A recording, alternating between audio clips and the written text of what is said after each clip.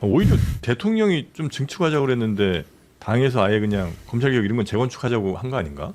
근데 이게 무슨 비유냐면 이제 두 가지 결인 것 같아요. 하나는 지금 말씀하신 배후론. 그래서 사실 문조 털레우가 이제 멸칭이다 막 이렇게 지금 사람들이 주장을 하는데, 근데 아무튼 그런 주장을 해서 뭔가 상대를 하나로 묶고 그러면서 그 하나로 묶은 상대를 반대하는 어떤 이런 프레임을 만든 사람들이 있다라고 지금 생각을 하는 거잖아요. 그래서 뭘 얘기하는 거냐면 배후, 조직 이런 걸 얘기하는 거고, 이 얘기는 계속 해왔어요 사실. 김어준 씨 유튜브에서 무슨 뭐 작전 세력이 있는 것 같다 이런 얘기 계속 했잖아요. 그러니까는 작전 세력이에요. 서영조 소장님 같은 사람들이 작전 세력이고, 그다음에 뭐 그 지난주에 얘기한 것 같은데, 이 소위 말하는 또 이 김민석 총리를 지지하는 것 같은 뭐 그런 네. 유튜브들이 광고를 받고 있다 이 얘기 주장해가지고 이것도 웃겼던 상황 된 거 아닙니까? 다 이게 무슨 배우가 있다는 얘기인 건데, 여기에 마지막 그 퍼즐을 유시민 전 장관이 그 배우가 대통령이다 그 얘기한 것 같고, 사실상 그렇게 직접 얘기는 하는지 모르지만, 그다음에 이 재건축이랑 뭐 이 증축 뭐냐면 지지층을 늘리는 건 좋다. 지지층을 늘리는 건 좋은데, 그게 이제 소위 말하는 이재명 대통령의 중도실용 노선 이런 거잖아요. 근데 그거는 집을 좀 늘려서 증축을 하라는 얘기였는데, 이거 완전히 밭을 다 갈아엎고 있는 것 같다. 자기 지지층이 상처 입었다는 얘기를 하는 기존 거죠. 지지층, 코어층이 상처 그렇죠. 입었다 이런 얘기. 그것도 하던 얘기죠. 코어 지지층이 상처 입었다. 그리고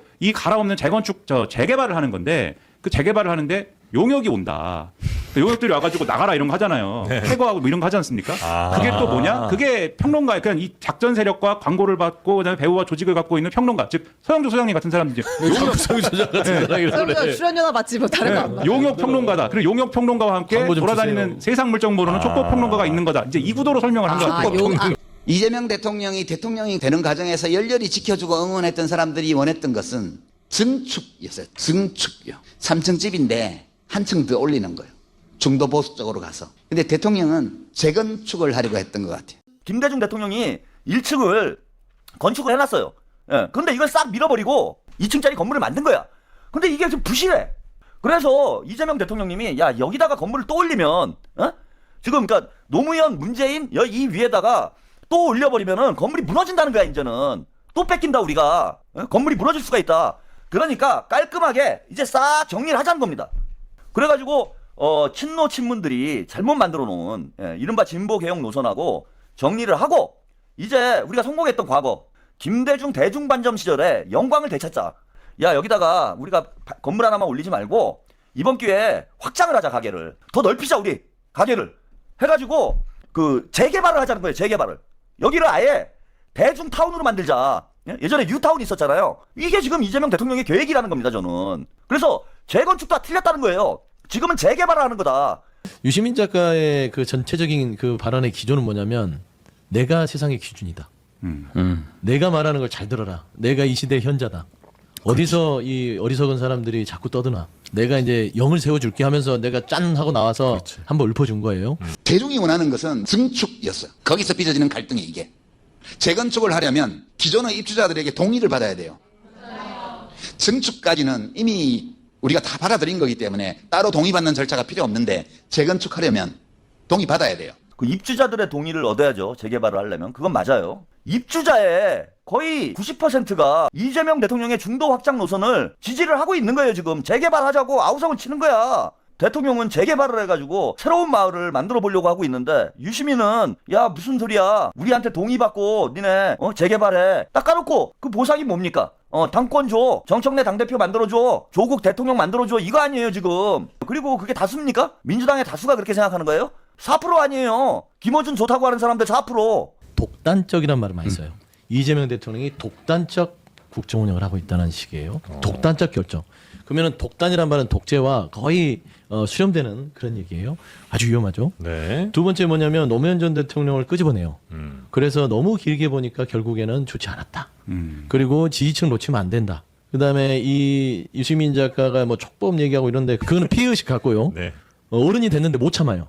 네. 굉장히 유치해요. 어른이라는 것은 웬만하게 그냥 넘어갈 것들은 넘어가고 좀 욕하더라도 그래 욕할만 하지. 본인도 욕하고 비판하잖아요. 그럼 다른 사람을 비판 지적을 받아들여야 돼요. 정청래를 당대표를 해달라는 건, 그 다음에 조국을 대선 후보로 만들어달라는 건, 그걸 아예 집문서를 내놓으라는 얘기 아니에요. 집문서를. 그걸 어떻게 동의를 합니까?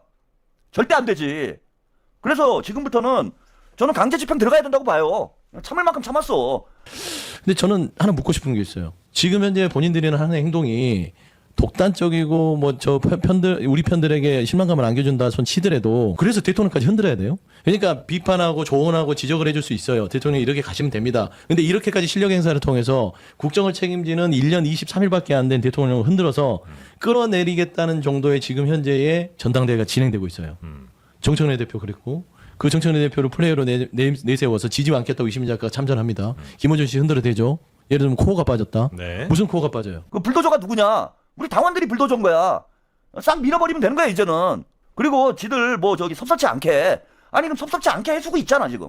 다 한 자리씩 주잖아요 지금. 친문들 뭘 얼마나 더 이상 더 주기를 바래. 김어준의 코어와 유시민의 코어가 빠졌을지 모르지만 전체로 봤을 때는 코어가 빠졌다고 생각하지 않고 그 근거도 저는 없다고 봅니다. 그래서 대통령을 흔드는 게 과연 본인들의 비판보다 더 중요한 건지 대통령을 흔든다는 게 이재명이라는 인물이 아니라 대한민국 국정을 책임지고 있는 사람이고 본인들이 이 같은 갈등을 요반함으로 집권여당이 흔들린다는 거 몰라요? 네. 그리고 진보 세력이 분열해서 결국에는 재집권하지 못하면 어떻게 책임질 거예요? 그러니까 본인들의 코어층 기분 좋게 하려고 정말 이 비극적인 상황을 초래하고 있다. 아니 유시민이 지금 배째라 하면서 알바끼 하고 당권 내놔라 이러고 있는데 본인들이 노무현 대통령 시절에 동교동계한테 어떻게 했어요? 그때 친노 친문들이 민주당 깨부실 때 동교동계 쫓아낼 때 그때는 그냥 아예 그냥 막 폭탄 던지고 막 다 깨부시고 난장판 만들었잖아. 막 런닝구 입고 나오고 백바지 입고 나와가지고 멱살잡이하고 막 머리끄댕이 잡아당기고 지금은 얼마나 평화로운 당권 교체, 주류 교체를 하고 있는 겁니까? 지금 저는 아주 우아하고 평화롭고 매끄럽게 지금 철거를 진행하고 있는 거예요.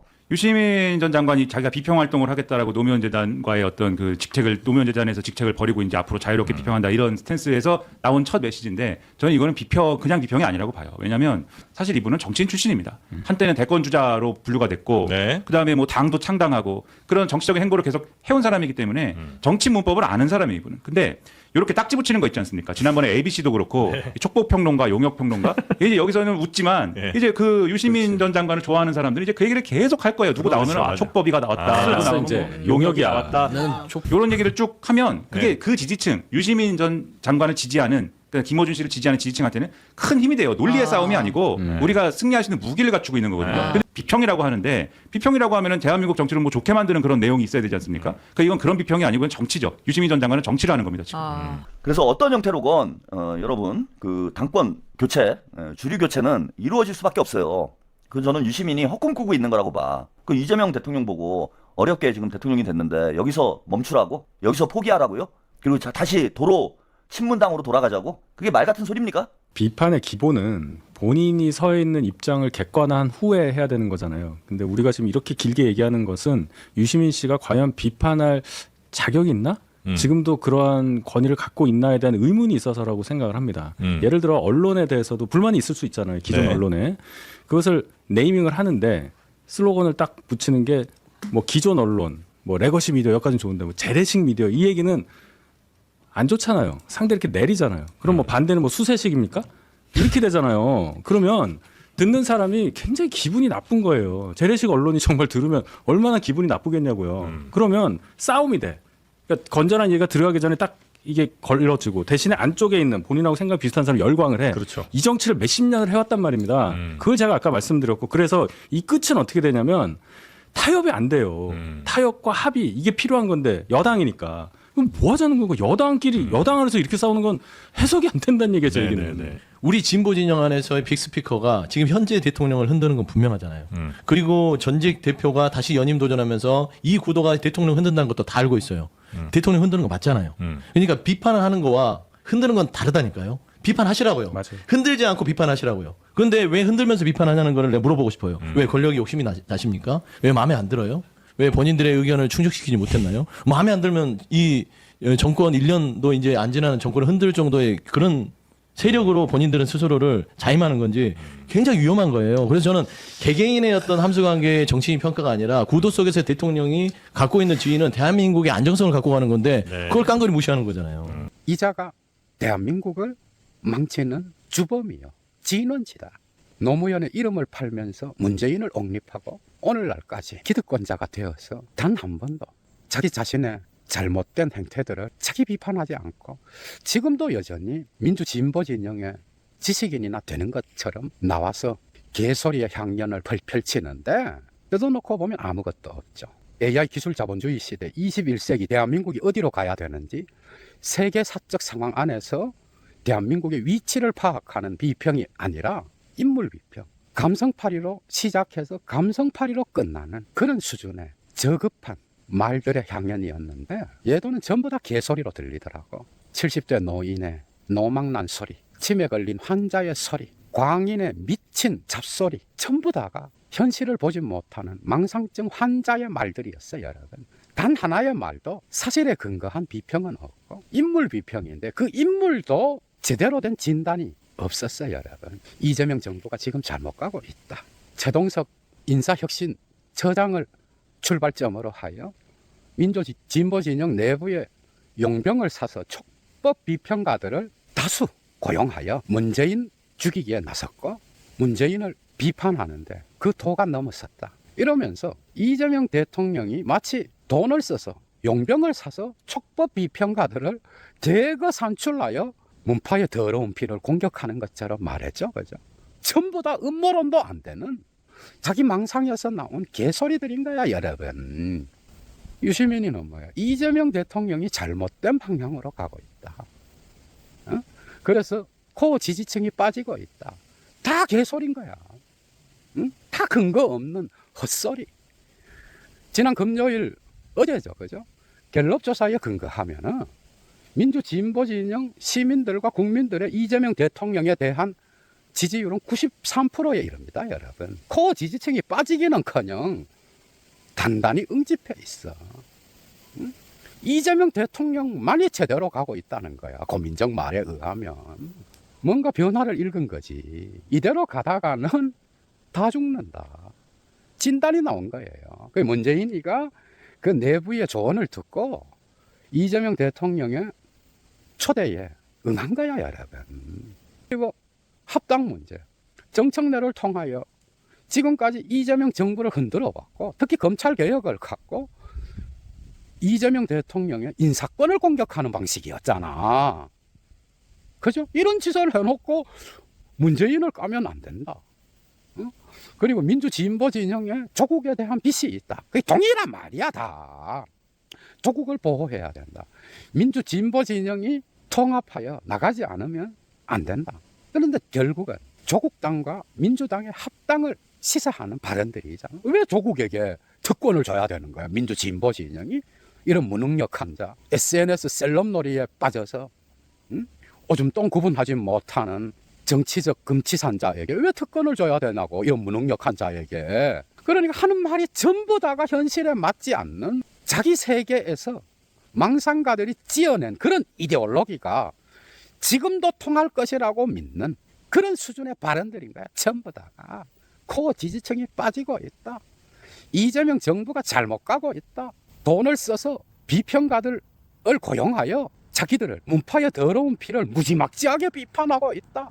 전부 다가 거짓말이잖아. 결국 이자의 비평을 하나의 빠롤로 바꾸면 우리는 기득권을 내놓을 수 없다. 노무현 정신을 잇는 문재인을 옹립한 이 세력, 차기 조국을 확정하여 정해놓은 우리가 민주당의 주인이다. 이재명이 뭐냐? 딱 이 한마디인 거야.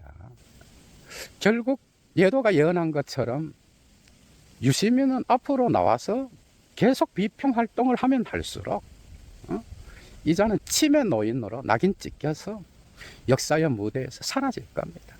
결국 김어준 역시도 그 때가 다 해서 역사의 종말 앞에 서 있잖아, 여러분. 지금 딱 그 상황인 거야, 지금.